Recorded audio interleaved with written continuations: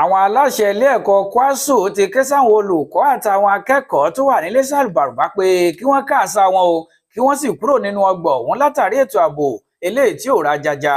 Bákan náà ni ẹni tí wọ́n ṣẹ̀ buwọ́lù gẹ́gẹ́ bí mínísítà fétò ààbò ajagunfẹ̀yìntì Christopher Musa ti ṣèlérí o láti ṣèwádìí àwọn tó kó àwọn ọmọ ogun kúrò nílùú Maga níbi tí àwọn ẹ̀sìn òkọ̀kọ̀ Boko Haram tí wọ́n ti kó àwọn ọmọ akẹ́kọ̀ọ́ 25 lọ nínú oṣù tó kọjá lọ.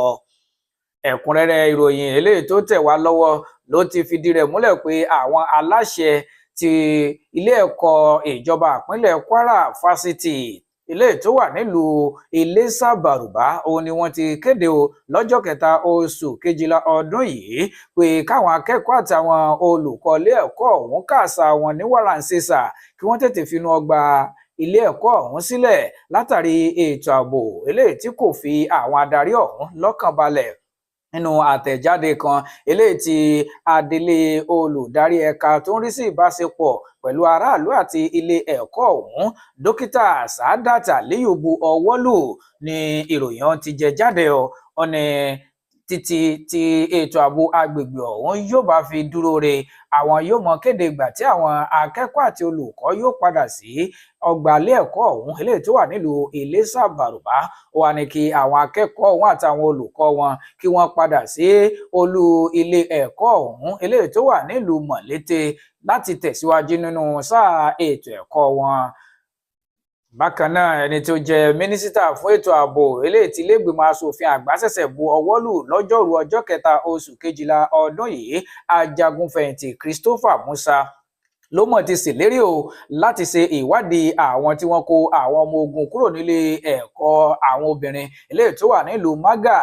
nípínlẹ̀ Kebbi nínú oṣù tó kọjá lọ síwájú kó tó di pé àwọn ẹ̀sìn òkọ̀kù Boko Haram lọ ṣe àkọlù sílé ẹ̀kọ́ ọ̀hún tí wọ́n sì kó àwọn akẹ́kọ̀ọ́bìnrin náà lọ.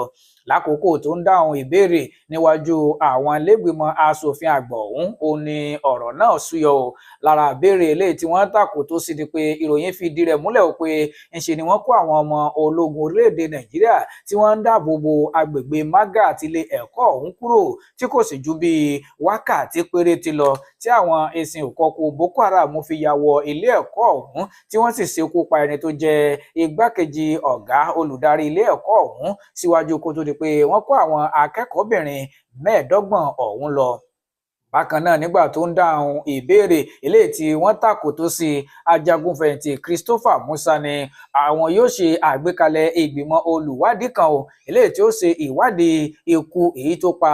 Brigadier General Musa Uba ẹni tí ó bọ́ sọ́wọ́ àwọn ẹ̀sìn òkọ̀kù Boko Haram lákòókò tí wọ́n ń dojú ìjà kọ wọ́n. Síwájú àkókò yìí ni ìròyìn ti jáde wípé ńṣe ni Brigadier General Musa Uba wà ní ara àwọn ikọ̀ tí ó ń léwájú àwọn ọmọ ogun lákòókò tí wọ́n ń dojú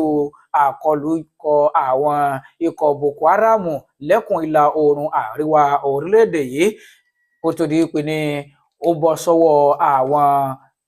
jàǹdùkú ọ̀hún lákòókò ilé tí wọ́n ń gbìyànjú àti lọ gba ìtúsílẹ̀ rẹ̀ ó ní àwọn ẹ̀sìn òkọ̀kù ọ̀hún ṣekú pa o kó tó di pé oríṣiríṣi ìròyìn bẹ̀rẹ̀ sí ní jáde wípé iléeṣẹ́ ológun orílẹ̀-èdè yìí yẹ kí wọ́n tètè ṣe àwárí ìdí pàtàkì eléyìí tí wọn kò ṣe rí ajagunfẹ̀yìntì ọ̀hún gbà kalẹ̀ o torí pé gbogbo ìlànà tó yẹ kí wọ́n tọ̀ láti fi gbà kalẹ̀ òun ni wọ́n kùnà láti tẹ̀lé. Ní báyìí